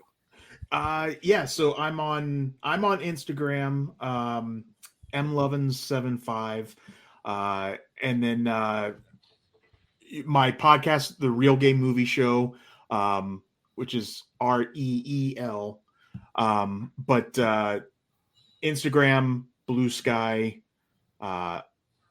Those are the 2 main ones. Facebook, but it's really just the stuff that Instagram that posts to there. I'm out there. If you search Lovins, you'll probably find me just about anywhere. Sure. It depends on which search engine you use to type in Lovin. Yeah. Well, guys, thank you so much. Let us not make it like 4 years and 3 months before the next time. Like we said with Star Wars Celebration, we do have a bunch of Star Wars things that we can connect on, and we'll do another one of these. I'm so happy to talk to you guys again about this. Yeah, always, of course. Yeah.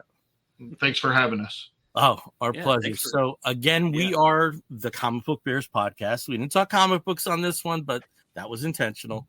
If you want to reach back with us on, I think, May 1st, if Caleb isn't stuck in a hotel, that may be when we will reconvene next, which will be this upcoming Thursday. And again, I'm Bill Zanowitz. I'm Steve Mowry.